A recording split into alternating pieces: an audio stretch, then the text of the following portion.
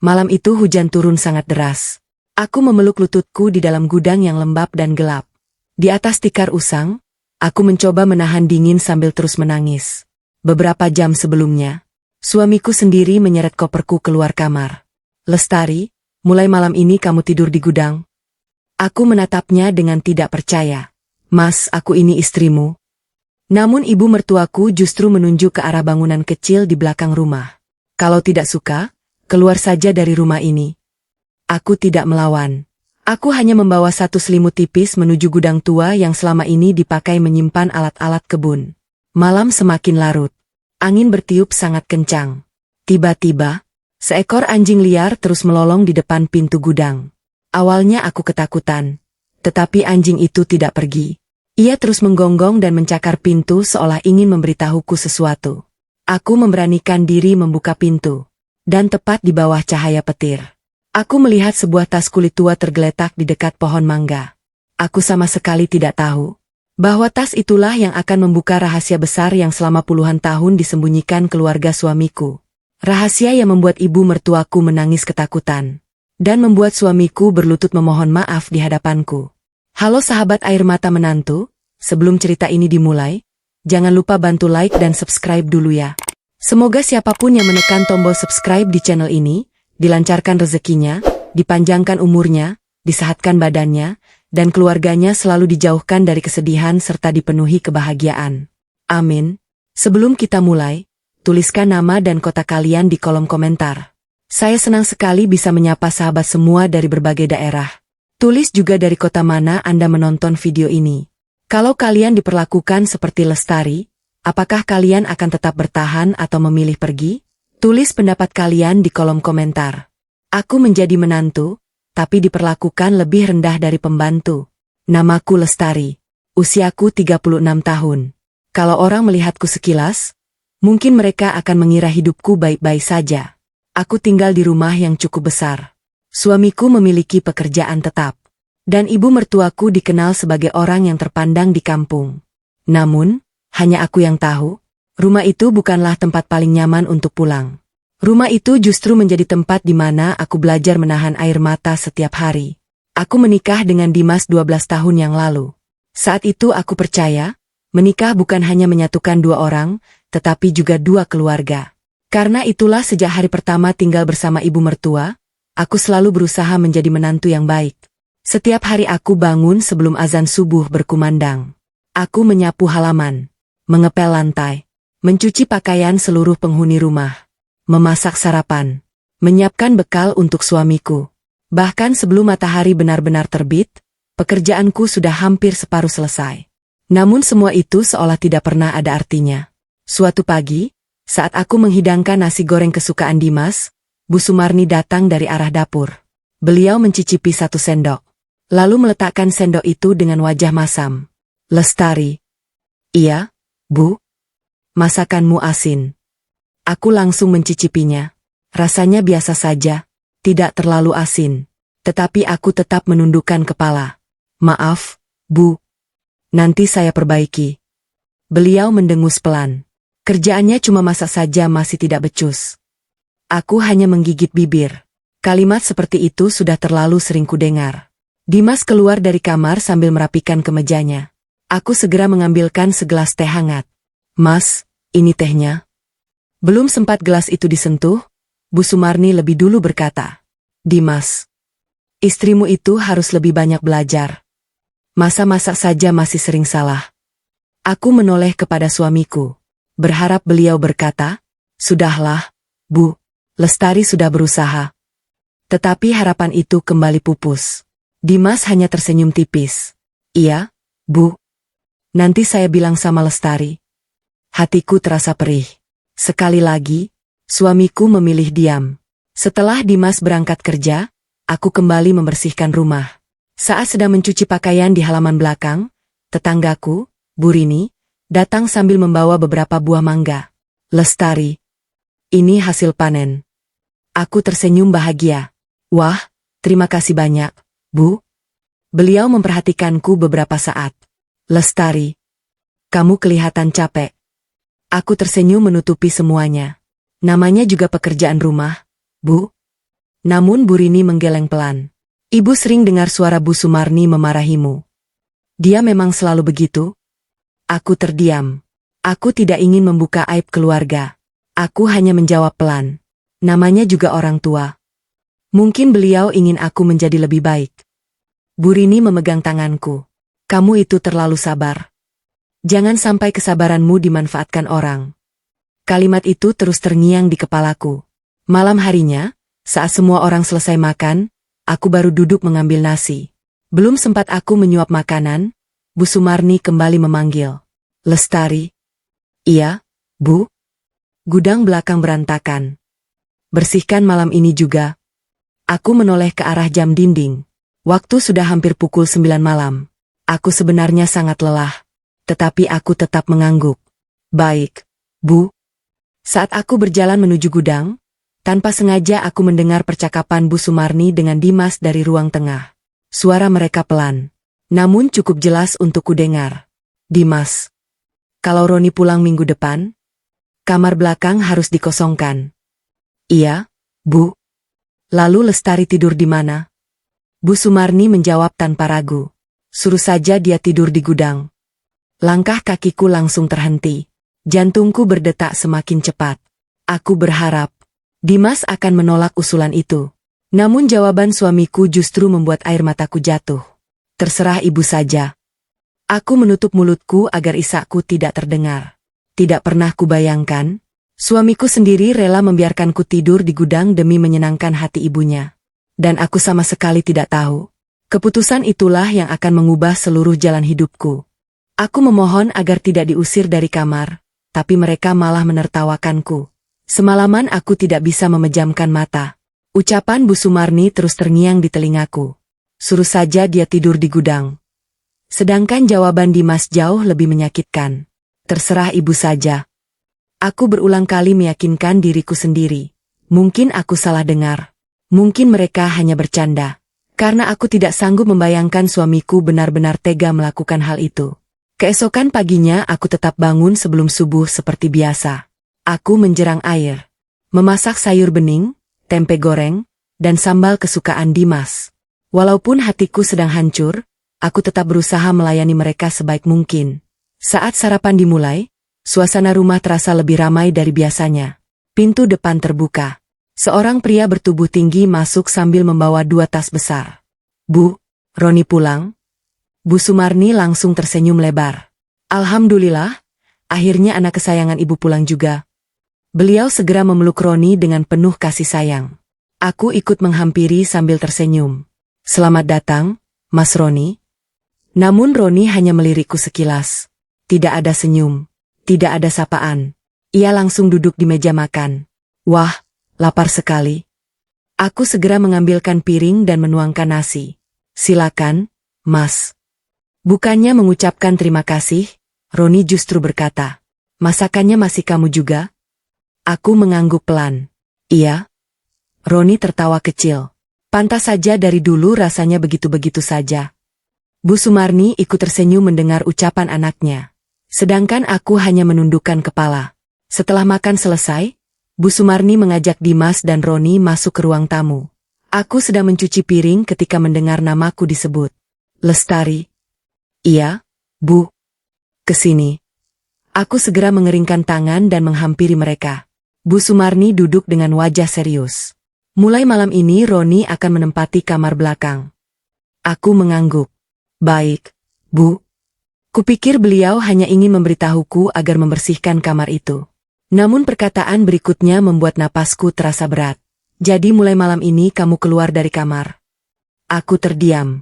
Keluar dari kamar? Iya. Kamu pindah ke gudang. Aku memandang Dimas. Mas, tolong bilang sesuatu. Dimas menghindari tatapanku. Ia sibuk memainkan gelas di tangannya. Roni malah tertawa. Loh, cuma gudang saja kok. Masih ada atapnya. Aku mencoba tersenyum meski bibirku bergetar. Bu, gudangnya lembab. Banyak tikus. Saya takut. Bu Sumarni langsung membentakku. Takut? Dulu waktu kamu datang ke rumah ini juga tidak membawa apa-apa. Sekarang disuruh tidur di gudang saja sudah banyak alasan. Kalimat itu membuat dadaku sesak. Aku kembali menoleh kepada suamiku. Mas, aku ini istrimu. Apa aku benar-benar harus tidur di gudang? Beberapa detik berlalu. Aku masih berharap Dimas membelaku. Namun yang keluar dari mulutnya justru membuat air mataku jatuh. Lestari? Cuma sementara. Mengalah saja dulu. Aku menggeleng pelan. Kenapa harus aku yang selalu mengalah? Kenapa bukan Roni yang tidur di gudang? Suasana mendadak hening. Roni langsung berdiri sambil menunjuk wajahku. Berani sekali kamu melawan ibu? Bu Sumarni ikut berdiri. Kalau tidak mau tinggal di gudang, silakan keluar dari rumah ini. Aku mematung. Tanganku mulai gemetar. Aku sadar. Hari yang paling kutakuti akhirnya benar-benar datang. Dan yang paling menyakitkan, suamiku hanya duduk diam. Tanpa membela. Tanpa mencegah. Tanpa sedikit pun berusaha mempertahankan harga diriku sebagai istrinya. Suamiku membawa kasurku keluar, dan aku resmi menjadi penghuni gudang. Aku berdiri membeku di ruang tamu. Air mataku terus mengalir tanpa henti. Mataku bergantian menatap Bu Sumarni, Roni, lalu Dimas. Aku masih berharap suamiku akan berkata, "Sudah, Bu, Lestari tetap tidur di kamar bersamaku." Tetapi harapan itu kembali pupus. Dimas berdiri perlahan. Tanpa menatap wajahku, ia berjalan menuju kamar kami. Aku mengikutinya dengan langkah gemetar. "Mas, mau kemana?" Dimas tidak menjawab. Ia membuka lemari, kemudian mengambil bantalku, selimutku, dan tas kecil berisi pakaian yang biasa kupakai sehari-hari. Satu persatu barang-barang itu dibawanya keluar. Aku memegang lengannya. "Mas, tolong jangan lakukan ini. Kita bisa bicara baik-baik." Dimas menarik lengannya pelan. "Lestari, jangan membuat semuanya semakin sulit." Aku menggeleng sambil menangis. Yang membuat semuanya sulit bukan aku. Kenapa aku yang harus dihukum? Namun Dimas tetap diam. Di depan ruang tamu, Bu Sumarni tersenyum puas melihat Dimas membawa barang-barangku.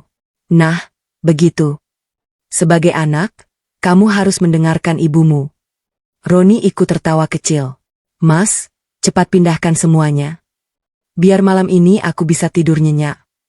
Aku menatap wajah adik iparku itu. "Mas Roni, aku tidak pernah berbuat jahat sama kamu. Kenapa kamu tega?" Roni hanya mengangkat bahu. "Karena rumah ini bukan rumahmu. Jangan merasa paling berjasa di sini." Kalimat itu menusuk hatiku. Padahal selama bertahun-tahun, akulah yang mencuci pakaiannya, memasakkan makanan kesukaannya saat ia pulang. Bahkan sering mengirim uang ketika ia belum bekerja. Namun semua kebaikan itu seolah tidak pernah ada. Tak lama kemudian, Dimas mengangkat kasur lipat yang biasa kupakai. Kasur itu dibawanya menuju gudang di belakang rumah. Aku berjalan di belakangnya sambil terus menangis. Gudang itu sudah lama tidak ditempati. Dindingnya penuh bercak lembab. Atapnya terbuat dari seng tua. Di sudut ruangan tampak tumpukan kardus, karung pupuk, dan alat-alat kebun yang berdebu. Seekor cicak berlari di dinding. Suasana terasa pengap. Dimas meletakkan kasur tipis itu di lantai semen. "Untuk sementara di sini dulu." Aku memandang ruangan itu dengan mata sembab. "Mas, apa kamu tega melihat istrimu tidur di tempat seperti ini?" Dimas menarik napas panjang. "Aku juga tidak, Nak. Tapi aku tidak mau membuat ibu kecewa." Aku tersenyum pahit. "Jadi, agar ibumu senang, aku harus menderita?" Dimas tidak menjawab. Ia memilih keluar dari gudang. Saat aku mulai merapikan beberapa pakaianku, Bu Sumarni datang. Beliau melihat sekeliling gudang. "Lumayan. Masih bersih." Aku menahan tangis. "Bu, saya mohon. Biarkan saya tetap tidur di kamar. Saya rela tidur di lantai. Asal jangan di sini." Bu Sumarni menatapku dingin. "Lestari, kamu terlalu banyak meminta. Kalau tidak betah?" Pintu rumah terbuka lebar. "Silakan pergi." Aku menundukkan kepala. Tidak sanggup lagi menjawab. Malam mulai turun. Dari dalam rumah terdengar suara televisi dan tawa mereka. Sedangkan aku duduk sendirian di atas kasur tipis di dalam gudang. Aku memeluk lututku sambil menatap pintu yang mulai gelap. Perutku lapar. karena sejak siang aku belum sempat makan. Tak lama kemudian terdengar suara kunci diputar dari luar. Aku langsung berdiri. Mas. Namun bukan Dimas yang berbicara. Suara Bu Sumarni terdengar dari balik pintu. Biar aman. Malam ini pintunya ibu kunci dari luar. Aku langsung panik. Bu. Jangan dikunci. Saya takut. Tidak ada jawaban. Yang terdengar hanya langkah kaki mereka yang semakin menjauh.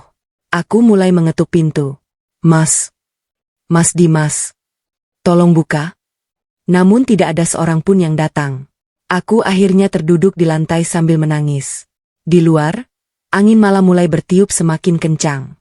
Dan tepat saat jarum jam mendekati tengah malam, terdengar suara seekor anjing melolong panjang tepat di depan pintu gudang. Suara itu terdengar berulang-ulang, seolah sedang berusaha memanggilku keluar.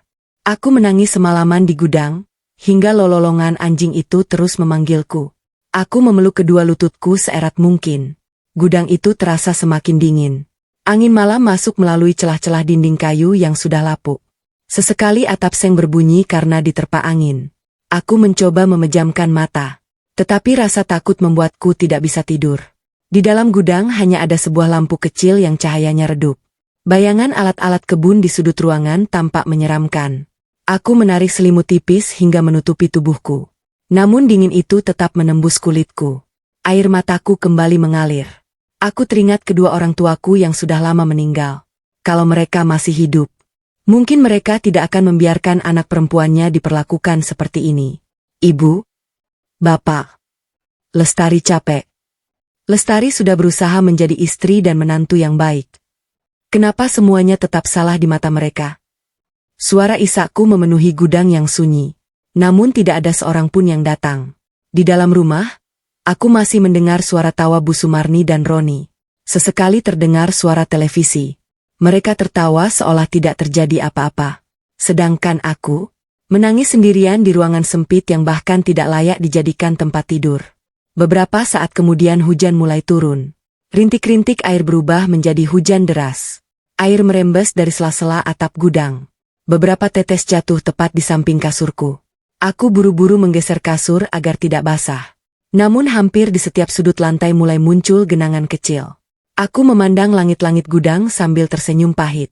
Jadi beginikah harga seorang istri di rumah ini?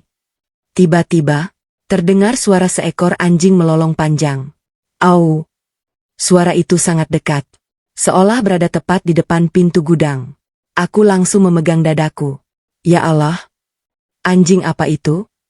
Aku mencoba mengabaikannya. Namun beberapa detik kemudian suara itu kembali terdengar. Kali ini lebih keras. Au!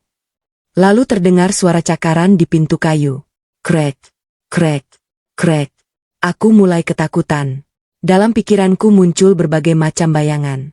Aku ingin berteriak memanggil Dimas. Tetapi aku sadar, pintu gudang dikunci dari luar. Kalaupun aku berteriak, belum tentu ada yang peduli. Beberapa menit berlalu. Anehnya, anjing itu tidak pergi. Ia terus melolong. Lalu berhenti. Kemudian mencakar pintu lagi. Seolah sedang berusaha memberitahuku sesuatu. Aku mulai merasa aneh. Kenapa dia terus di sini? Aku mendekati pintu perlahan. Jantungku berdetak sangat cepat. Aku mengintip melalui celah papan kayu. Di bawah cahaya lampu halaman yang redup, aku melihat seekor anjing berbulu coklat. Tubuhnya basah karena hujan. Tetapi ia tidak tampak galak. Ia hanya terus melihat ke arahku. Sesekali menoleh ke arah pohon mangga tua di belakang gudang. Lalu kembali menatapku. Seolah ingin mengajakku mengikuti arah pandangannya. Aku menggeleng pelan. Tidak. Aku hanya terlalu lelah. Mungkin aku mulai berhalusinasi. Aku kembali duduk di kasur. Namun baru beberapa detik, anjing itu kembali melolong. Kali ini lebih panjang. Lebih memilukan. Seakan sedang meminta tolong. Rasa penasaranku semakin besar. Aku mencoba membuka pintu. Namun gagangnya tidak bergerak. Benar saja. Bu Sumarni benar-benar menguncinya dari luar. Aku menghela napas panjang. Kalau saja pintu ini tidak dikunci, mungkin aku bisa melihat apa yang sebenarnya terjadi. Saat itulah aku teringat. Di sisi belakang gudang ada sebuah jendela kecil yang sudah lama rusak. Aku segera mengambil bangku kayu tua. lalu memanjat perlahan. Benar saja, jendelanya tidak terkunci. Aku mendorongnya sedikit. Angin dingin langsung menerpa wajahku. Di luar masih turun hujan. Anjing itu kembali menoleh ke arah pohon mangga, lalu menggonggong pelan. Mataku mengikuti arah pandangannya. Di bawah pohon, aku melihat sesuatu yang tidak pernah kulihat sebelumnya. Sebuah tas kulit tua berwarna coklat, setengah tertimbun tanah dan dedaunan basah. Anehnya, anjing itu terus berdiri di samping tas tersebut, seolah sedang menjaganya. Aku menatap tas itu tanpa berkedip. Dalam hati muncul satu pertanyaan besar. Siapa yang meletakkan tas itu di sana? Dan mengapa anjing itu seolah ingin menunjukkannya kepadaku? Tas tua itu membuatku terpaksa keluar dari gudang di tengah malam. Aku masih berdiri di depan jendela kecil gudang. Hujan mulai mereda. Hanya suara tetesan air dari atap yang masih terdengar pelan.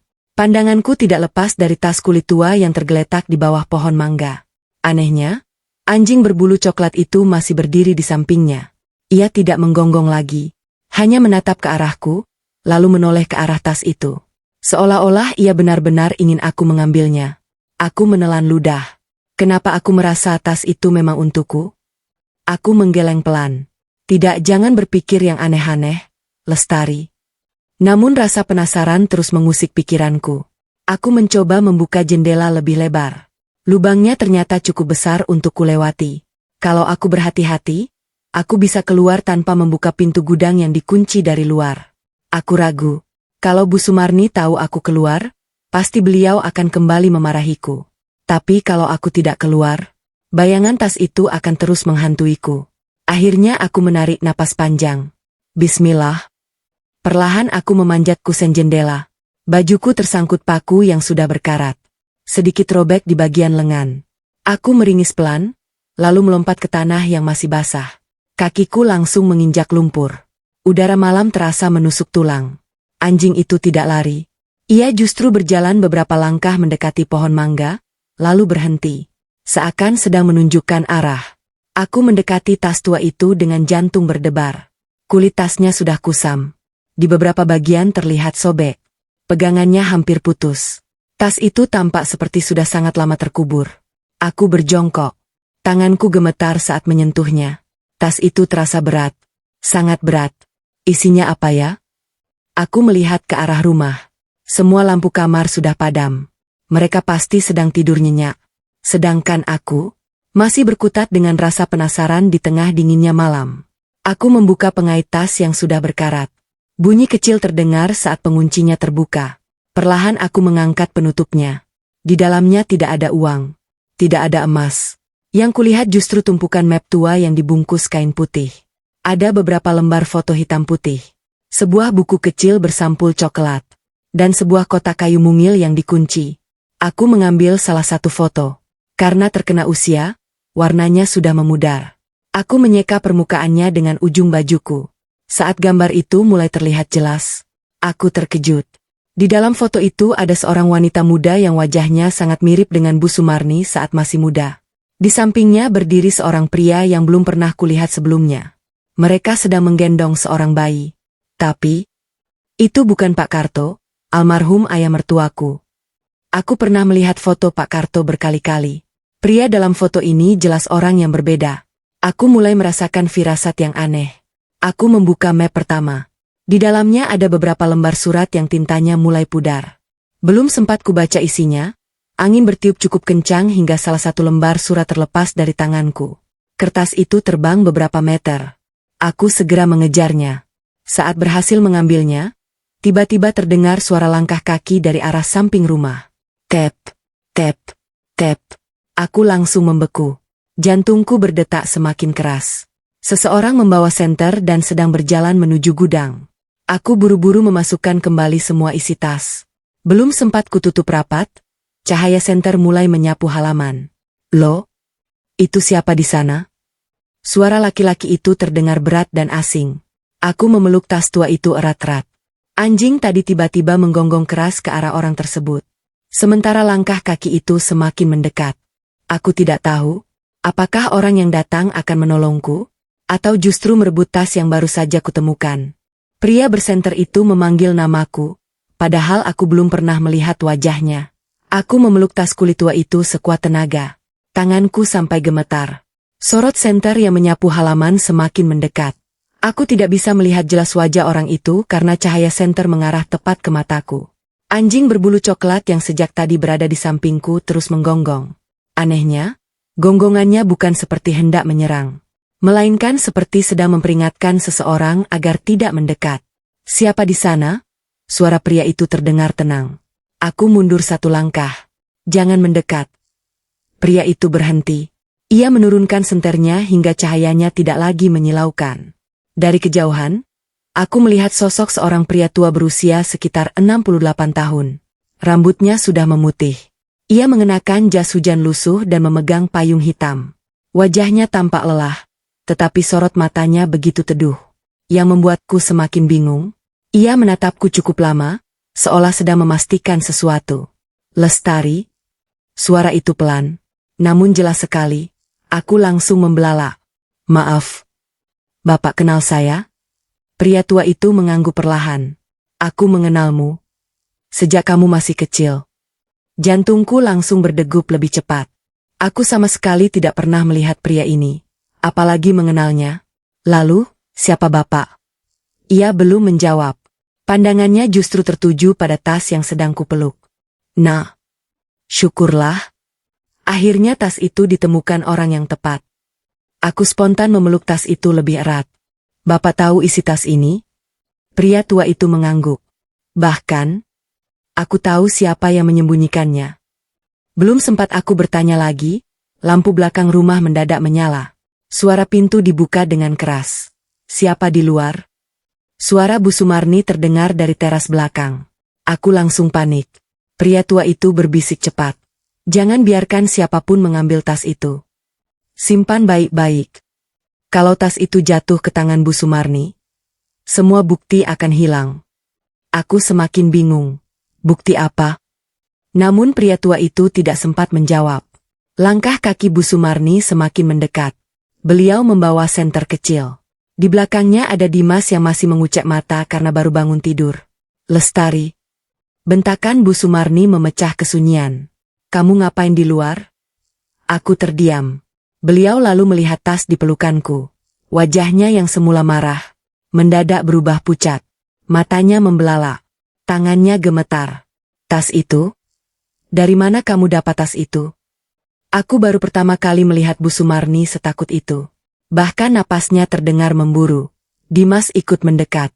"Ibu, memangnya kenapa?" Namun Bu Sumarni tidak menjawab. Tatapannya terus tertuju pada tas tersebut. Seolah-olah benda itu adalah sesuatu yang sangat ingin ia lenyapkan. Pria tua tadi melangkah maju. "Sumarni, sudah cukup. Rahasia yang kau sembunyikan selama lebih dari 30 tahun. Sebentar lagi akan diketahui semua orang." Mendengar kalimat itu, Bu Sumarni langsung berteriak. "Harjo, kamu masih hidup?" Aku menoleh bergantian kepada mereka. Ternyata mereka saling mengenal. Pak Harjo menghela napas panjang.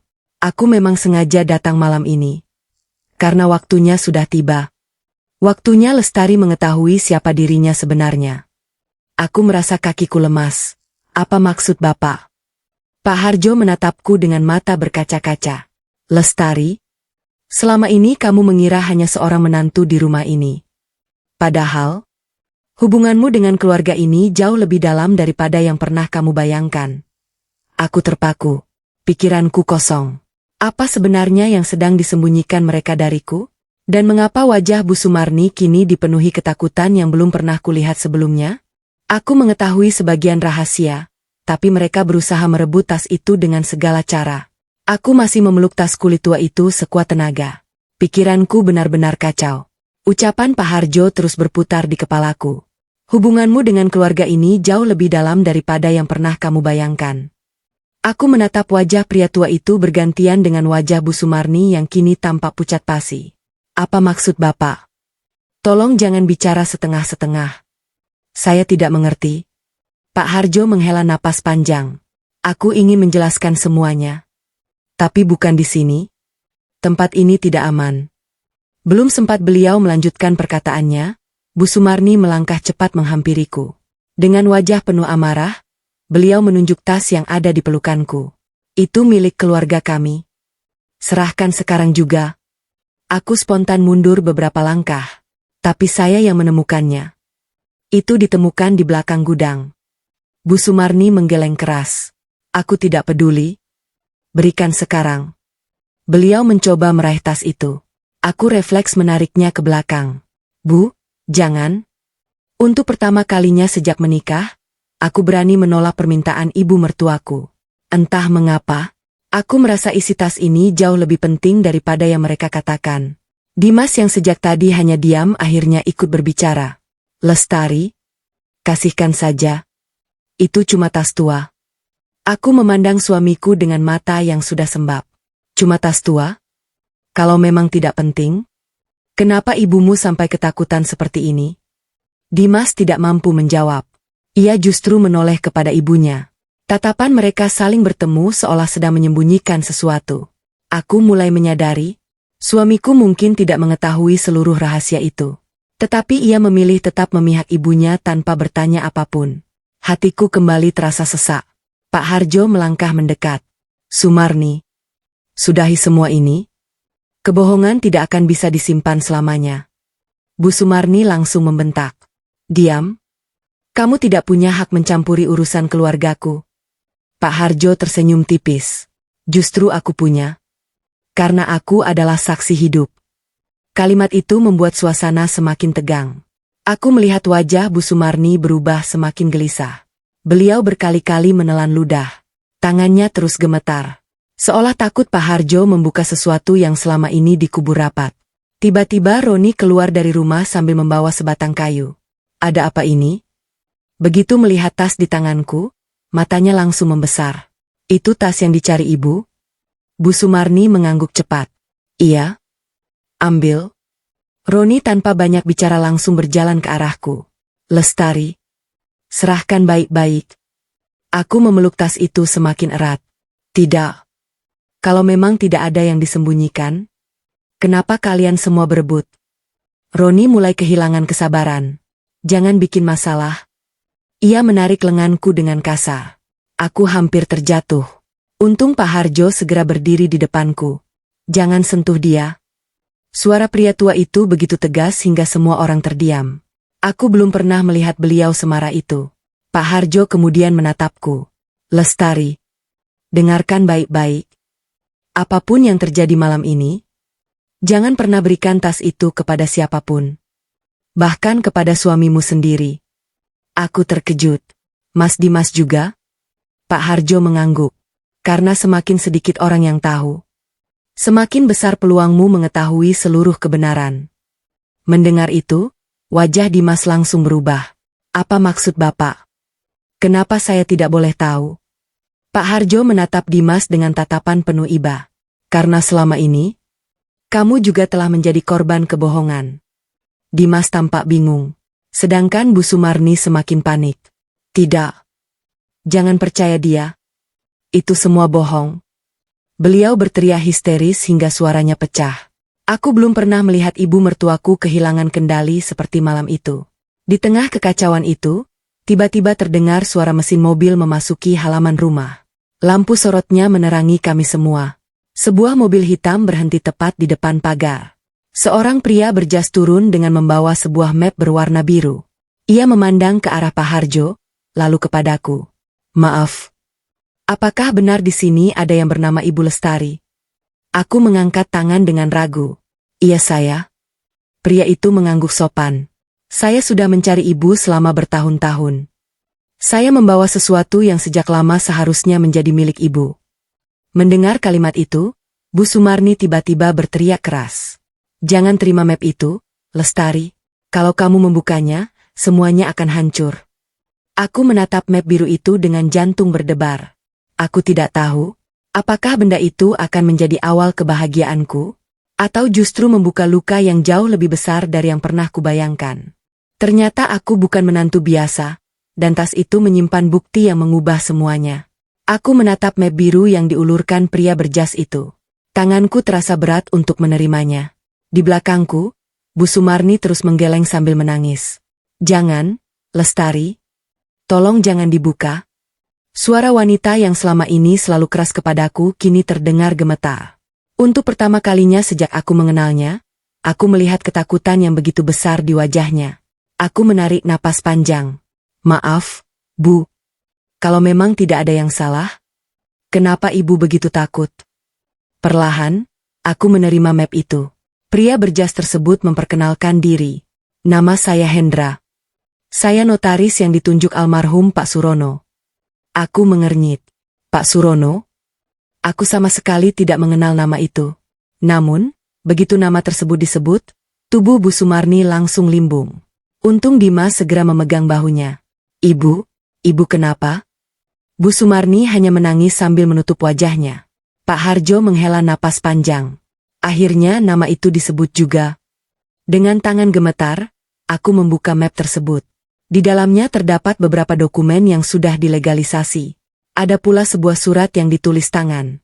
Di bagian depan tertulis, "Untuk Lestari, bacalah surat ini ketika waktunya sudah tepat." Dadaku berdebar semakin kencang. Aku membuka surat itu perlahan. Tulisan tangan di dalamnya mulai kubaca. "Anakku Lestari, jika surat ini sudah sampai ke tanganmu, berarti aku mungkin sudah lama tiada. Maafkan aku karena selama ini aku tidak bisa menjelaskan semuanya kepadamu." Air mataku mulai jatuh. Aku terus membaca. "Aku bukan ayah kandungmu. Aku hanya orang yang diberi amanah untuk melindungimu dari keserakahan seseorang yang mengincar harta keluargamu." Aku menutup mulutku. "Apa? Aku bukan anak kandung ayah yang membesarkanku?" Kakiku mendadak lemas. Pak Harjo mendekat. "Lanjutkan membacanya, Nak." Aku mengangguk pelan. Tanganku terus gemetar. "Saat usiamu masih beberapa bulan, terjadi perselisihan besar mengenai harta warisan keluarga. Ada orang yang ingin menguasai seluruh tanah peninggalan kakekmu. Demi menyelamatkanmu, identitasmu disembunyikan dan kau dibesarkan oleh keluarga sederhana yang sangat menyayangimu." Mataku membelalak. Aku tidak percaya dengan apa yang sedang kubaca. Berarti, selama ini aku hidup dengan identitas yang sengaja disembunyikan? Belum selesai rasa terkejutku, Pak Hendra mengeluarkan satu lembar dokumen lagi. "Ibu Lestari. Ini salinan akta kepemilikan. Seluruh kebun, rumah tua, dan beberapa bidang tanah milik almarhum Pak Surono diwariskan kepada ahli waris tunggal." Beliau berhenti sejenak, lalu menatapku, yaitu Ibu Lestari. Suasana langsung hening. Dimas sampai menjatuhkan gelas yang dipegangnya. "Apa? Lestari ahli waris?" Roni menggeleng keras. "Tidak mungkin. Itu pasti palsu." Namun Pak Hendra dengan tenang menunjukkan cap notaris dan putusan pengadilan yang telah berkekuatan hukum tetap. Semuanya sah. Tidak bisa dibatalkan. Aku masih sulit mempercayainya. Apa ini bukan salah orang? Pak Harjo menggeleng. "Tidak. Selama ini kamu tidak miskin.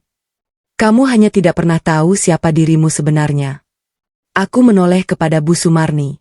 Beliau terduduk di tanah. Tangisnya semakin menjadi. Aku mendekatinya. "Bu, tolong jelaskan. Apa sebenarnya yang terjadi?" Bu Sumarni tidak sanggup menatapku. Dengan suara yang nyaris tak terdengar, beliau berkata, "Dulu, Ibu berbohong. Ibu takut kehilangan semuanya." Kalimat itu membuat bulu kuduku merinding. Berarti, selama puluhan tahun, ada kebohongan besar yang sengaja disembunyikan dariku. Namun, sebelum Bu Sumarni sempat menjelaskan lebih jauh, terdengar suara tepukan tangan dari arah gerbang. Seorang pria berpakaian rapi berjalan masuk dengan dua orang lainnya. Wajahnya asing, namun sorot matanya tajam. Ia tersenyum tipis sambil menatap tas tua di tanganku. "Bagus. Akhirnya tas itu ditemukan." Pak Harjo langsung berubah tegang. "Hendra, kita terlambat." Pria asing itu mendekat sambil berkata, "Perkenalkan. Nama saya Yuda. Dan saya datang untuk mengambil sesuatu yang menjadi hak keluarga saya." Aku memeluk tas itu semakin erat. "Tidak. Ini bukan milik Anda." Pria itu tersenyum dingin. "Oh, tentu saja itu milik saya. Karena kalau isi tas itu terbuka seluruhnya, bukan hanya keluarga ini yang hancur. Nyawamu juga berada dalam bahaya." Mereka bilang nyawaku terancam, tapi aku memilih membuka kebenaran. Tubuhku langsung membeku. Ucapan pria bernama Yuda itu membuat napasku terasa sesak. Kalau isi tas itu terbuka seluruhnya, nyawamu juga berada dalam bahaya. Aku memeluk tas kulit tua itu semakin erat. Siapa sebenarnya Anda? Apa hubungan Anda dengan tas ini? Yuda tersenyum tipis. Tatapannya dingin. Ia sama sekali tidak terlihat seperti orang yang datang untuk berdamai. Hubunganku? Lebih dekat daripada yang kamu bayangkan.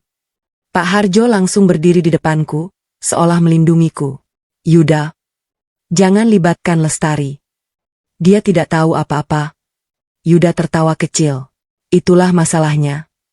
Karena sekarang dia mulai tahu. Dimas yang sejak tadi hanya diam akhirnya maju. Pak, kalau memang ada masalah, kita bisa selesaikan baik-baik. Yuda menoleh ke arah Dimas. Kamu suaminya? Iya. Yuda menghela napas. Aku kasihan padamu. Dimas mengernyit. Kenapa? Karena selama bertahun-tahun, kamu hidup bersama wanita yang bahkan tidak pernah kamu kenal. Kalimat itu membuat Dimas terdiam. Ia menoleh kepadaku. Tatapan matanya dipenuhi kebingungan. Sedangkan aku sendiri juga tidak mengerti apa yang sedang terjadi. Bu Sumarni tiba-tiba berlutut di depan Yuda. Tolong, jangan bongkar semuanya. Aku mohon. Aku terkejut melihat ibu mertuaku melakukan hal itu. Selama ini beliau selalu bersikap keras. Tidak pernah mau mengalah kepada siapapun. Namun malam itu, beliau benar-benar tampak ketakutan. Yuda menatap Bu Sumarni tanpa rasa iba. Dulu aku sudah memperingatkanmu. Tapi kamu memilih berbohong. Sekarang akibatnya harus kamu tanggung. Aku tidak tahan lagi. Cukup. Semua orang menoleh kepadaku. Aku lelah mendengar kalian bicara dengan teka-teki. Aku berhak tahu. Apa sebenarnya isi tas ini? Pak Harjo mengangguk pelan. Lestari benar. Tidak ada lagi yang boleh disembunyikan. Beliau meminta tas itu kepadaku. Dengan sedikit ragu, aku menyerahkannya. Pak Harjo membuka kotak kayu kecil yang sejak tadi masih terkunci. Ternyata, di balik lapisan kain terdapat sebuah kunci kecil. Beliau memasukkannya ke lubang kunci. Klik. Kotak itu terbuka. Semua orang langsung menahan napas. Di dalamnya terdapat sebuah cincin emas tua dengan ukiran lambang keluarga. Ada pula sebuah flash disk dan beberapa lembar surat yang masih tersegel.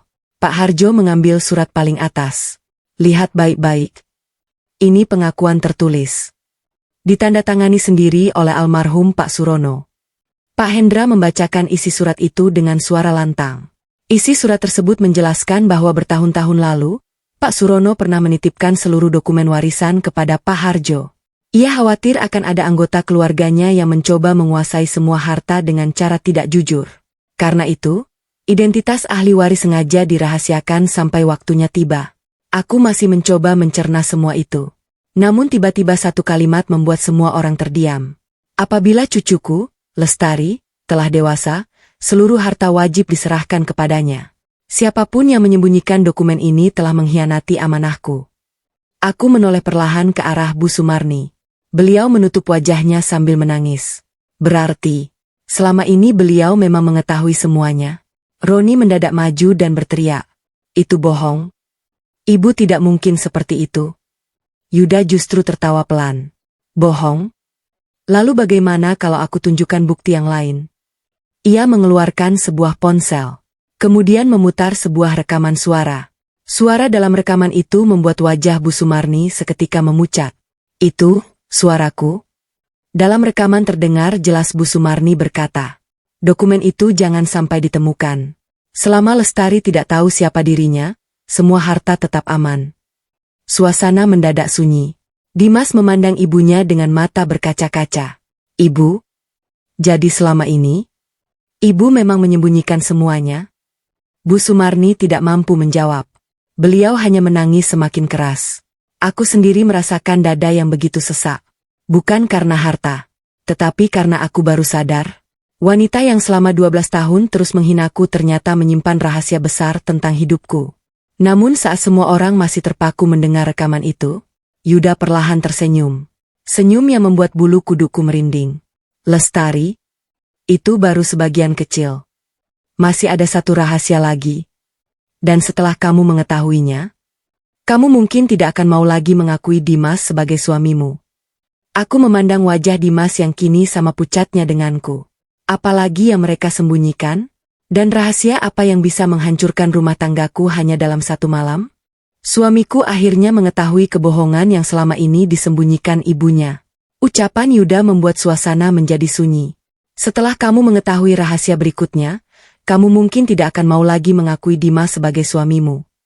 Aku menatap wajah Dimas. Wajah pria yang selama 12 tahun menjadi pendamping hidupku itu kini terlihat pucat. Matanya dipenuhi kebingungan. Sedangkan aku sudah tidak tahu lagi mana kenyataan dan mana kebohongan. Setiap menit selalu muncul rahasia baru yang mengguncang hidupku. Aku menarik napas panjang. Kalau memang ada yang harus diketahui, katakan sekarang. Aku sudah lelah hidup dalam kebohongan. Yuda mengangguk pelan. Baik. Tapi sebelum itu, aku ingin Dimas menjawab satu pertanyaan. Semua mata langsung tertuju kepada Dimas. Dimas, selama menikah dengan Lestari, siapa yang paling banyak membiayai rumah ini? Dimas tampak bingung. Maksudnya? Jawab saja. Dimas menunduk sejenak. Lestari. Dia yang mengatur keuangan. Dia juga sering membantu usaha kecil yang dulu saya bangun. Yuda kembali bertanya. Modal pertama usahamu dari mana? Dimas menjawab tanpa berpikir panjang. Dari ibu. Ibu bilang beliau menjual sawah peninggalan bapak. Mendengar jawaban itu, Pak Harjo menutup matanya. Sementara Pak Hendra menggeleng pelan. Itulah kebohongan pertama. Semua orang langsung terdiam. Pak Hendra membuka salah satu dokumen dari tas tua itu. Beliau menyerahkannya kepada Dimas. Coba baca sendiri. Dimas menerimanya dengan tangan gemetar. Beberapa detik kemudian wajahnya berubah. Ini? Surat gadai tanah. Pak Hendra mengangguk. Benar. Tanah yang digadaikan bukan milik Bu Sumarni. Tetapi milik keluarga Lestari. Aku membelalak. Apa? Pak Harjo melanjutkan penjelasannya. Dulu, saat usahamu hampir bangkrut, Bu Sumarni diam-diam menggunakan surat tanah yang merupakan bagian dari harta warisan Lestari. Tanah itu dijadikan jaminan pinjaman agar usahamu tetap berjalan. Aku langsung terduduk. Air mataku kembali jatuh. Selama ini, aku selalu mengira usaha Dimas berhasil karena kerja keras kami bersama. Ternyata, ada harta yang memang menjadi hakku sejak awal, tetapi digunakan tanpa sepengetahuanku. Dimas membaca dokumen itu berulang kali. Tangannya mulai bergetar. Ibu bilang tanah itu milik keluarga kita. Bu Sumarni menangis sambil menundukkan kepala. Ibu hanya ingin menyelamatkan usaha kalian. Dimas menggeleng keras. Tapi kenapa ibu bohong? Kenapa selama ini saya tidak pernah diberitahu? Tidak ada jawaban. Hanya tangisan yang memenuhi halaman rumah. Aku memandang suamiku. Mas, jadi selama ini, aku ikut membangun usahamu memakai hartaku sendiri. Tapi aku diperlakukan seperti orang yang menumpang di rumah ini. Dimas tidak mampu menatapku. Air matanya perlahan jatuh. Lestari, aku benar-benar tidak tahu. Aku bersumpah. Aku percaya semua yang dikatakan ibu. Aku tersenyum pahit. Kalau memang tidak tahu, kenapa saat aku dihina, kamu selalu memilih diam? Pertanyaan itu membuat Dimas kehilangan kata-kata. Ia mengingat satu persatu kejadian yang pernah kulalui. Saat aku dimarahi karena masakan. Saat aku dipaksa mencuci pakaian sendirian. Saat aku tidak diberi uang belanja. Hingga malam ketika aku dipaksa tidur di gudang. Semuanya terlintas di wajahnya. Ia memegang kepalanya sendiri. Aku sudah menjadi suami yang sangat buruk. Roni yang sejak tadi diam tiba-tiba berteriak. Mas, jangan percaya mereka. Mereka hanya ingin merebut rumah ini. Pak Harjo langsung menunjukkan satu dokumen terakhir. Rumah ini? Rumah yang kalian tempati sekarang juga dibangun menggunakan dana dari hasil pengelolaan aset milik Lestari. Secara hukum, rumah ini bukan milik Dimas. Bukan pula milik Bu Sumarni. Tetapi haknya berada pada Lestari sebagai ahli waris. Kalimat itu membuat semua orang terdiam. Roni sampai mundur beberapa langkah. Dimas menjatuhkan dokumen yang dipegangnya. Sedangkan Bu Sumarni menangis semakin keras. Aku memandang rumah yang selama ini kuanggap sebagai rumahku.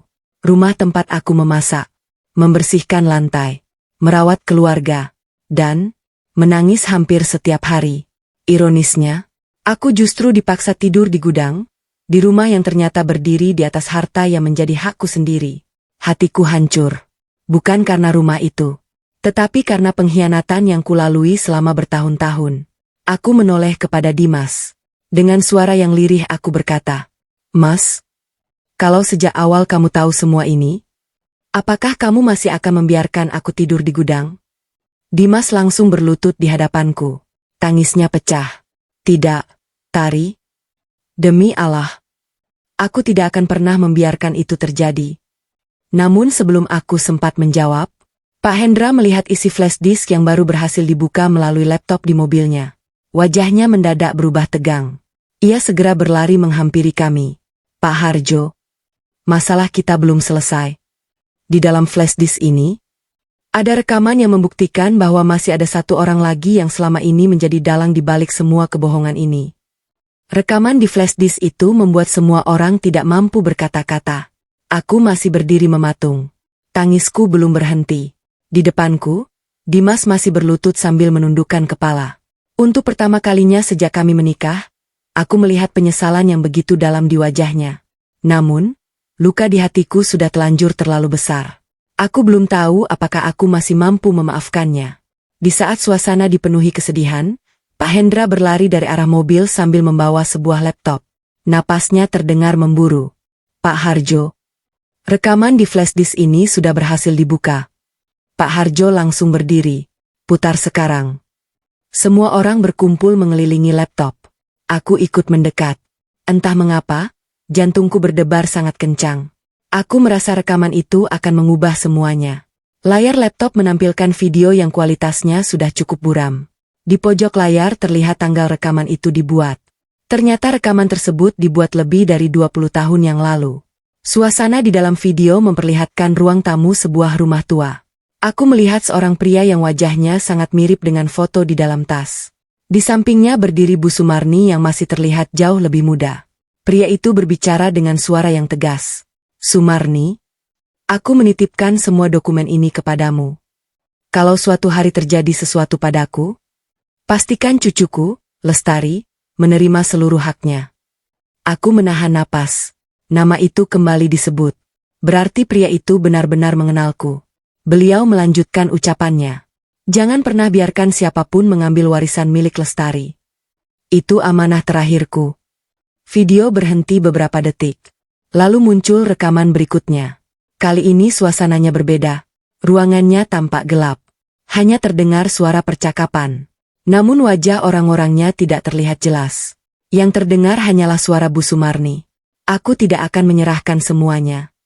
Kalau Lestari tahu siapa dirinya, kita tidak akan mendapatkan apa-apa." Dadaku terasa sesak. Tanganku mulai gemetar.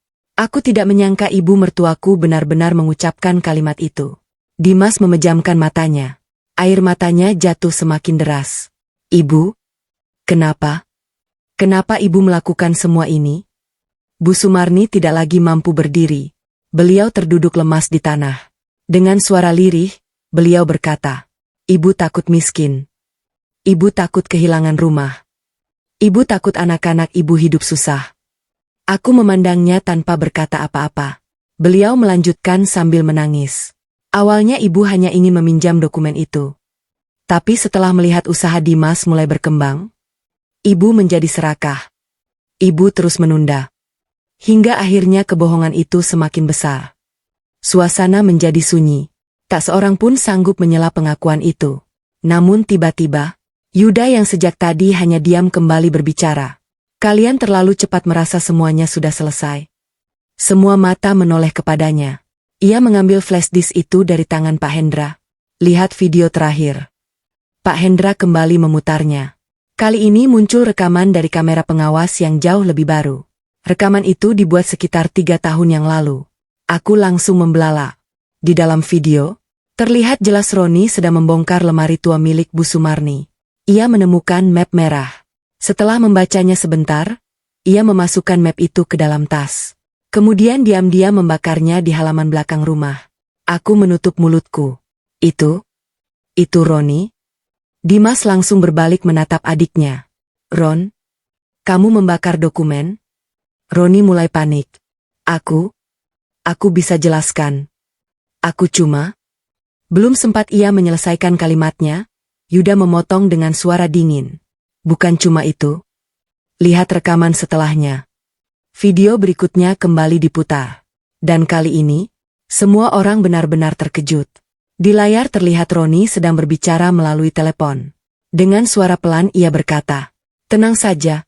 Selama Lestari tetap dianggap menantu yang tidak punya apa-apa, semua aset itu nanti bisa kita kuasai sedikit demi sedikit." Aku langsung merasa kakiku lemas. Berarti, selama ini bukan hanya Bu Sumarni yang menyembunyikan rahasia. Roni juga sengaja memanfaatkan keadaan demi kepentingannya sendiri. Aku menatap wajahnya yang kini dipenuhi ketakutan. "Mas Roni, selama ini, kamu memang sengaja membuat hidupku menderita?" Roni tidak mampu menjawab. Ia hanya mundur perlahan. Namun sebelum siapapun sempat menghentikannya, Roni tiba-tiba berbalik dan berlari keluar halaman rumah menuju jalan gelap. Pak Harjo langsung berteriak, "Jangan biarkan dia kabur." Aku tidak tahu mengapa Roni memilih melarikan diri. Tetapi firasatku mengatakan, ia masih menyimpan satu rahasia terakhir yang belum diketahui siapapun. Aku mengejar Roni, dan akhirnya mengetahui alasan sebenarnya mengapa aku selalu dibenci. "Jangan biarkan dia kabur." Suara Pak Harjo menggema di halaman rumah. Roni berlari sekencang-kencangnya menuju jalan desa yang gelap. Hujan yang baru saja reda membuat jalan licin. Napasnya terdengar memburu, sementara Dimas langsung mengejarnya. "Ron, berhenti." Namun Roni tidak menoleh sedikit pun. Aku masih berdiri mematung. Kakiku sebenarnya ingin ikut berlari, tetapi tubuhku terasa lemas setelah mengetahui begitu banyak kenyataan dalam satu malam. Pak Harjo menatapku dengan lembut. "Lestari, kamu harus ikut. Ada sesuatu yang harus kamu dengar langsung dari mulut Roni." Aku mengangguk pelan. Meski tubuhku lelah, aku tetap berlari mengikuti mereka. Kami akhirnya tiba di sebuah rumah tua yang sudah lama kosong di ujung desa. Rumah itu hampir tertutup semak belukar. Roni berdiri di depan pintu dengan napas terengah-engah. Saat melihat kami datang, wajahnya semakin panik. "Jangan dekati aku." Dimas melangkah perlahan. "Ron, sudah cukup. Selama ini aku selalu percaya sama kamu. Tapi kenapa kamu tega melakukan semua ini?" Roni tertawa sinis. "Karena Mas terlalu bodoh. Mas percaya begitu saja sama ibu. Dan Lestari?" Roni menoleh kepadaku. "Terlalu baik sampai mudah dimanfaatkan." Ucapan itu membuat dadaku kembali sesak. Aku memberanikan diri mendekat. "Mas Roni, aku tidak pernah merebut apapun darimu. Aku selalu menghormatimu. Kalau aku punya salah, tolong katakan." Roni memandangku dengan tatapan tajam. "Kesalahanmu cuma satu. Kamu lahir sebagai pewaris." Aku mengernyit. "Apa maksudmu?" Roni mengepalkan tangannya. "Sejak kecil ibu selalu bilang, kalau seluruh harta itu jatuh ke tanganmu, maka aku dan Mas Dimas tidak akan mendapatkan apa-apa. Aku tumbuh dengan rasa takut. Aku merasa kamu adalah ancaman." Aku menggeleng pelan. "Tapi aku sendiri bahkan tidak tahu kalau aku punya hak atas harta itu." Roni tertawa pahit. "Itulah yang membuatku semakin marah. Kamu tidak tahu apa-apa, tapi semuanya tetap akan menjadi milikmu." Dimas menatap adiknya dengan mata berkaca-kaca. "Jadi, selama ini kamu sengaja menghasut ibu?" Roni tidak membantah. "Iya. Setiap kali ibu mulai merasa kasihan kepada Lestari, aku yang mengingatkan. Aku bilang, kalau Lestari terus tinggal nyaman di rumah ini, suatu hari dia pasti tahu siapa dirinya." Aku menutup mulutku. Air mataku kembali jatuh. Jadi, bukan hanya Bu Sumarni. Roni juga menjadi alasan mengapa setiap hari aku dihina. Mengapa setiap masakanku selalu dianggap salah. Mengapa setiap pengorbananku tidak pernah dihargai. Bahkan, mengapa aku dipaksa tidur di gudang. Semuanya dilakukan agar aku merasa tidak berharga dan akhirnya memilih pergi sendiri. Tak lama kemudian, Bu Sumarni datang dengan langkah tertatih. Beliau menangis begitu melihat Roni. "Ron, sudah, nak. Jangan tambah dosa lagi." Roni justru menggeleng. Ibu jangan pura-pura menyesal. Kalau bukan karena ibu, aku tidak akan jadi seperti ini. Kalimat itu membuat Bu Sumarni langsung terduduk. Beliau menangis sejadi-jadinya. Iya, semua salah ibu. Ibu yang menanamkan kebencian itu. Ibu yang membuat kalian kehilangan hati. Lalu, untuk pertama kalinya sejak aku mengenalnya, Bu Sumarni berlutut di hadapanku. Tangannya gemetar saat menggenggam kedua tanganku. Lestari, ibu tidak pantas meminta maaf. Tapi ibu mohon, maafkan ibu. Ibu sudah membuat hidupmu penuh penderitaan. Aku menatap wajah wanita yang selama ini paling sering melukaiku. Wajahnya kini tampak jauh lebih tua, penuh penyesalan. Namun luka di hatiku tidak mungkin hilang hanya dengan satu permintaan maaf. Aku menarik tanganku perlahan. Bu, saya tidak membenci ibu. Tapi saya juga tidak bisa berpura-pura kalau semua ini tidak pernah terjadi. Tangis Bu Sumarni semakin pecah. Di saat semua orang larut dalam penyesalan, Pak Harjo membuka satu amplop terakhir yang sejak tadi belum disentuh. Beliau membaca isinya, lalu menatapku dengan wajah serius. Lestari, masih ada satu amanah terakhir dari almarhum Pak Surono. Dan keputusanmu setelah mendengarnya akan menentukan masa depan seluruh keluarga ini. Aku memandang amplop itu dengan jantung berdebar. Aku tidak tahu, apakah amanah terakhir itu akan membuatku tetap bertahan sebagai istri Dimas, atau justru menjadi alasan untuk meninggalkan semuanya dan memulai hidup baru.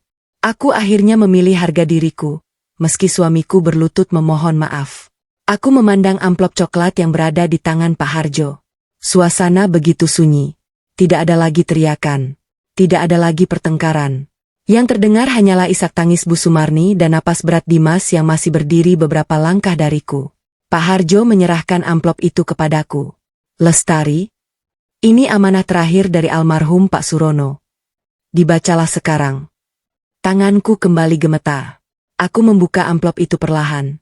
Di dalamnya terdapat selembar surat yang sudah menguning dimakan usia. Tulisan tangan itu masih terlihat jelas. Aku mulai membacanya. Anakku Lestari, jika suatu hari semua kebenaran telah terbuka, jangan pernah membalas kejahatan dengan kejahatan. Air mataku kembali menetes. Aku melanjutkan membaca. Harta hanyalah titipan. Yang paling berharga adalah hati yang tetap bersih meski pernah disakiti. Jangan biarkan dendam menguasai hidupmu. Aku menutup surat itu perlahan. Dadaku terasa sesak. Selama bertahun-tahun aku hidup dalam penghinaan. Namun orang yang meninggalkan surat ini justru memintaku untuk tidak membalas kebencian dengan kebencian. Dimas tiba-tiba berjalan mendekat. Matanya merah karena terlalu lama menangis. Tanpa berkata apa-apa, ia langsung berlutut di hadapanku. Lestari, maafkan aku. Aku gagal menjadi suami. Aku gagal melindungimu. Aku percaya begitu saja pada ibu. Aku membiarkan kamu menangis sendirian. Bahkan, aku membiarkan istriku tidur di gudang. Suara Dimas pecah. Ia menangis seperti anak kecil. Untuk pertama kalinya aku melihat laki-laki yang selama ini selalu diam itu benar-benar menyesali semua perbuatannya. Aku memandang wajahnya cukup lama. Di dalam hatiku berkecamuk begitu banyak perasaan. Marah, kecewa, sedih, kasihan. Semuanya bercampur menjadi satu. Aku teringat malam saat pintu gudang dikunci dari luar. Aku memanggil-manggil namanya. Mas, tolong buka pintunya. Namun malam itu, ia tidak pernah datang. Kenangan itu membuat air mataku kembali jatuh. Dimas, aku mencintaimu. Aku menikah bukan karena hartamu.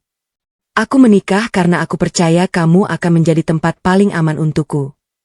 Tapi, tempat yang seharusnya melindungiku justru menjadi tempat yang paling melukaiku. Dimas menundukkan kepala semakin dalam. Ia tidak sanggup membantah sedikit pun. Bu Sumarni ikut berlutut di samping anaknya. Lestari, ibu rela kehilangan rumah ini. Ibu rela kehilangan semua harta. Asal kamu mau memaafkan kami. Roni yang sejak tadi diam juga perlahan mendekat. Wajahnya penuh penyesalan. Aku juga minta maaf. Aku iri. Aku serakah. Aku sudah menghancurkan hidupmu. Melihat ketiga orang itu berlutut di depanku, hatiku justru semakin berat. Kalau ini terjadi bertahun-tahun yang lalu, mungkin aku akan langsung memaafkan mereka. Tetapi luka yang mereka tinggalkan bukan luka sehari atau 2 hari, melainkan luka yang terus menganga selama 12 tahun. Aku mengusap air mataku, lalu berkata dengan suara pelan, "Aku memaafkan kalian." Semua orang langsung mengangkat wajahnya. Harapan kembali terlihat di mata mereka. Namun aku melanjutkan kalimatku. Tapi memaafkan? Bukan berarti semuanya bisa kembali seperti dulu. Dimas langsung pucat. Maksudmu? Aku menarik napas panjang. Aku butuh pergi. Aku butuh hidup untuk diriku sendiri. Selama ini aku hanya memikirkan kebahagiaan orang lain. Sekarang, aku ingin belajar menghargai diriku sendiri. Tangis Dimas kembali pecah. Tolong jangan tinggalkan aku. Aku akan berubah. Aku janji. Aku tersenyum tipis. Seseorang baru sadar betapa berharganya air setelah sumurnya mengering. Dimas, aku berharap kamu benar-benar berubah. Bukan karena takut kehilangan harta, tapi karena akhirnya kamu mengerti arti menghargai seorang istri. Pak Harjo menatapku dengan bangga. Lestari, kamu sudah mengambil keputusan yang paling sulit, tetapi juga yang paling bijaksana. Aku mengangguk pelan. Pagi mulai menjelang.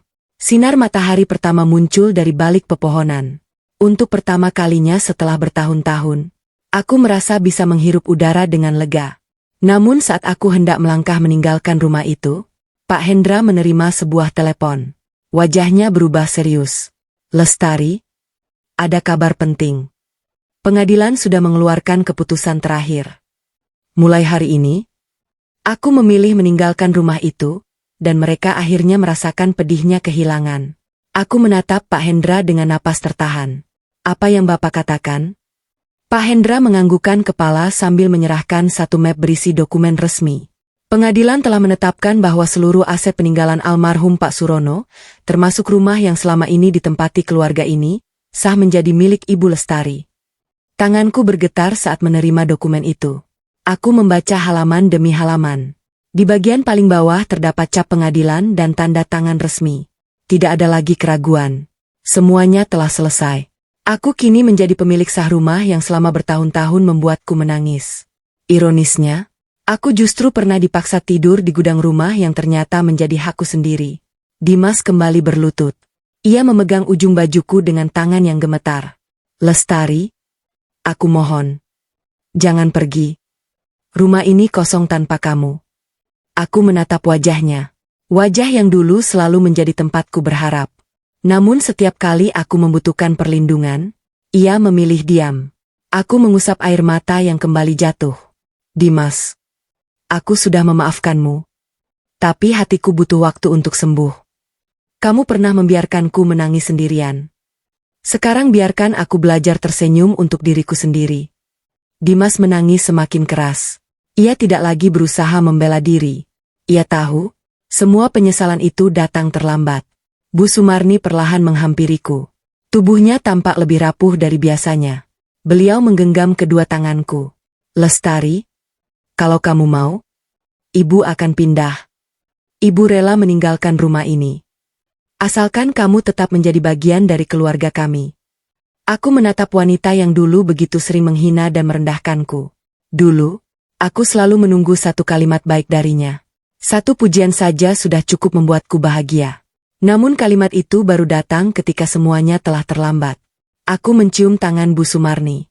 Bu, saya tidak pernah membenci Ibu. Tapi setiap luka membutuhkan waktu untuk sembuh. Saya ingin pergi bukan karena dendam, melainkan karena saya ingin menemukan kembali diri saya yang selama ini hilang. Tangis Bu Sumarni pecah. Beliau memelukku erat. Maafkan Ibu. Maaf. Untuk pertama kalinya, aku membalas pelukan itu. Bukan karena semua luka telah hilang, tetapi karena aku tidak ingin membawa kebencian dalam langkah hidupku. Seminggu kemudian, aku memutuskan tinggal sementara di rumah kecil peninggalan orang tua angkatku. Rumah itu sederhana, tidak semewah rumah keluarga Dimas. Tetapi di sanalah aku merasa benar-benar tenang. Aku mulai mengelola kebun dan aset warisan secara jujur dengan bantuan Pak Harjo dan Pak Hendra. Sebagian hasilnya kugunakan untuk memperbaiki rumah-rumah warga yang tidak layak huni. Aku juga membuka usaha kecil yang mempekerjakan para janda dan ibu rumah tangga di desaku. Aku ingin tidak ada lagi perempuan yang merasa tidak berharga hanya karena bergantung pada orang lain. Sementara itu, Dimas memilih meninggalkan rumah besar itu. Ia menyewa rumah sederhana di dekat tempat kerjanya. Setiap minggu ia datang menemui ibunya. Hubungan mereka perlahan membaik. Namun Dimas tidak pernah berhenti menyesali satu malam yang mengubah segalanya. Malam ketika ia membiarkan istrinya tidur di gudang. Bu Sumarni pun berubah. Beliau mulai aktif membantu kegiatan sosial di kampung. Sering kali beliau berkata kepada para tetangga, "Jangan pernah menyakiti menantu." Karena seorang menantu juga meninggalkan keluarganya untuk membangun keluarga baru. Roni pun menerima konsekuensi dari perbuatannya. Ia menjual sebagian barang pribadinya untuk mengganti kerugian akibat dokumen yang pernah dihancurkannya. Ia juga meminta maaf kepadaku di depan seluruh keluarga. Aku menerima permintaan maafnya. Namun kepercayaan adalah sesuatu yang harus dibangun kembali dengan waktu. Beberapa bulan kemudian, aku sedang menyiram bunga di halaman rumah ketika seseorang mengetuk pagar. Ternyata Dimas. Ia membawa sekotak kue sederhana. "Boleh aku masuk?" Aku tersenyum kecil. "Silakan." Kami duduk di teras. Tidak ada lagi pertengkaran. Tidak ada lagi kebohongan. Hanya dua orang yang sama-sama belajar dari kesalahan masa lalu. Dimas berkata pelan, "Aku tidak datang untuk memintamu kembali. Aku hanya ingin mengucapkan terima kasih. Karena meski aku pernah menjadi suami yang buruk, kamu tetap mengajariku arti menjadi manusia yang lebih baik." Aku mengangguk pelan. "Semoga kita sama-sama menjadi pribadi yang lebih baik." Matahari sore mulai tenggelam. Angin bertiup pelan. Aku memandang langit dengan hati yang jauh lebih ringan. Aku akhirnya mengerti. Kadang-kadang, kehilangan bukanlah akhir dari segalanya. Justru kehilangan membuka jalan menuju kehidupan yang lebih baik. Dan malam ketika aku dipaksa tidur di gudang, yang semula kukira sebagai akhir dari kebahagiaanku, ternyata menjadi awal dari keberanian untuk menghargai diriku sendiri.